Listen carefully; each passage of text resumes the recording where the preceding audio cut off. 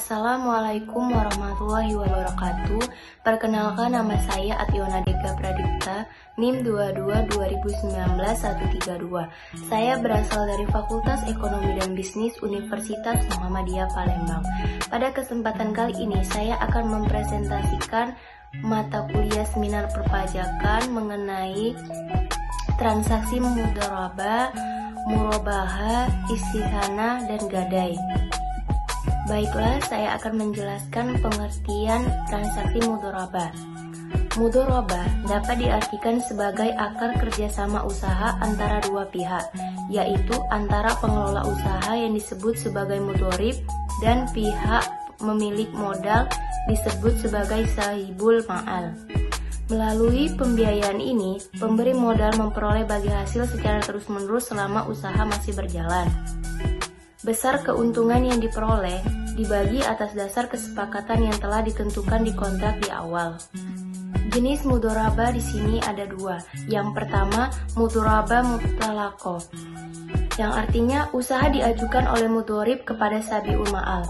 Dalam akad ini, pemberi modal tidak menentukan jenis usaha apa yang akan dilakukan dan hanya memberikan modal usaha. Nantinya pemberi modal akan menerima nisbah bagi hasil dari usaha yang berjalan.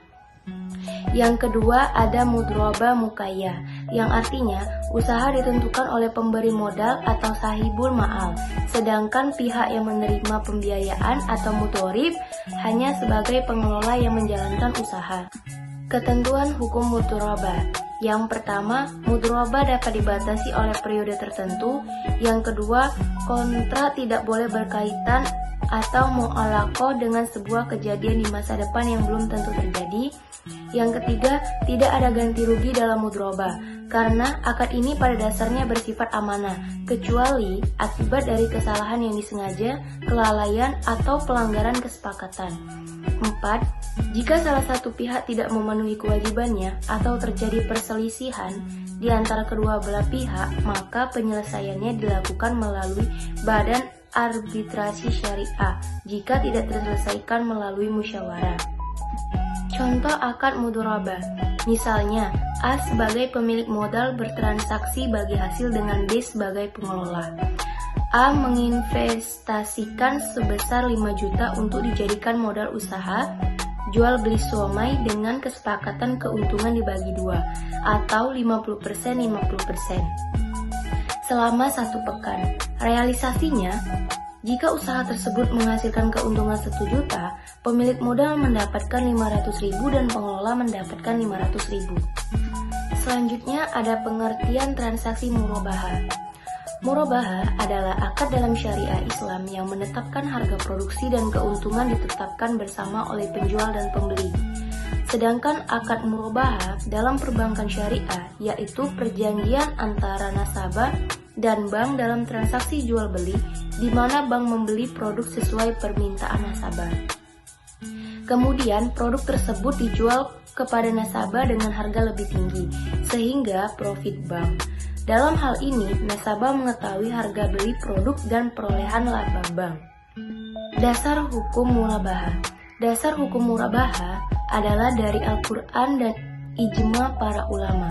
Berdasarkan Fatwa Dewan Syariah Nasional Nomor 04-DSN-MUI 2000 mengenai murabahah adalah penjualan barang yang menekankan harga beli kepada pembeli dan pembeli bersedia membeli dengan harga lebih tinggi sebagai perolehan keuntungan penjual.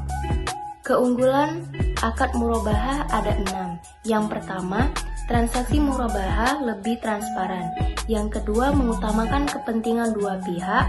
3. Menggunakan sistem balas jasa bukan bunga. 4. Keuntungan bisa dinegosiasikan. 5. Angsuran dibayar sesuai kesepakatan. Dan yang terakhir, bisa digunakan untuk kegiatan konsumtif dan produktif. Jenis-jenis murabahah ada 2. Yang pertama, jenis murabah dengan pesanan. Artinya, transaksi murabahah dengan pesanan dilakukan setelah produk yang dipesan pembeli diperoleh oleh penjual. Jadi, Skema akad murabaha adalah pembeli memesan barang terlebih dahulu, kemudian penjual memproduksi atau membeli dari supplier, lantas dijual kepada pembeli dengan transparansi harga. Yang kedua, murabaha tanpa pesanan. Yang artinya jenis akad ini merupakan transaksi murabaha dilakukan secara langsung tanpa menunggu pemesanan barang karena produk telah tersedia. Selanjutnya ada pengertian dari transaksi istisana. Istisana adalah pemesanan suatu barang dari pihak satu ke pihak dua. Adapun dalam istisana, pemesanan memiliki kriteria sendiri untuk dibuatkan barang tersebut oleh produsen. Singkat kata, produsen harus membuatkan barang pesanan sesuai dengan keinginan pemesanan.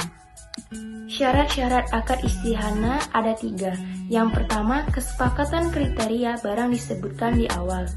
Kedua, waktu penyerahan barang tidak ditentukan. Ketiga, barang yang dipesan sudah bisa menggunakan akad istihana. Contoh akad istihana, misalnya rumah. Rumah, apabila dipesan sesuai dengan keinginan Anda, termasuk dalam akad istihana. Misalnya, ingin rumah dengan 3 kamar, desainnya minimalis, ada kolam renangnya. Untuk memenuhi keinginan ini, Anda bisa memesan rumah KPR di perbankan syariah yang menyediakan fasilitas tersebut. Yang terakhir, ada pengertian transaksi gadai.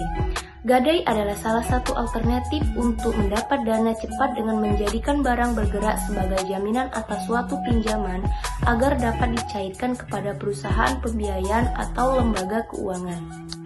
Contoh akad gadai. Untuk memudahkan kita memahami persoalan ini, ada baiknya kita mengenal pihak yang bertransaksi di dalam muamalah ini. Pihak pertama adalah rahin atau si peminjam, sedangkan pihak kedua adalah murtahin. Dia pemberi utang. Misalnya, rahin berutang sebesar 1 juta rupiah kepada murtahin. Ia lantas menyerahkan barang yang dapat dijadikan jaminan untuk melunasi utangnya kepada murtahin.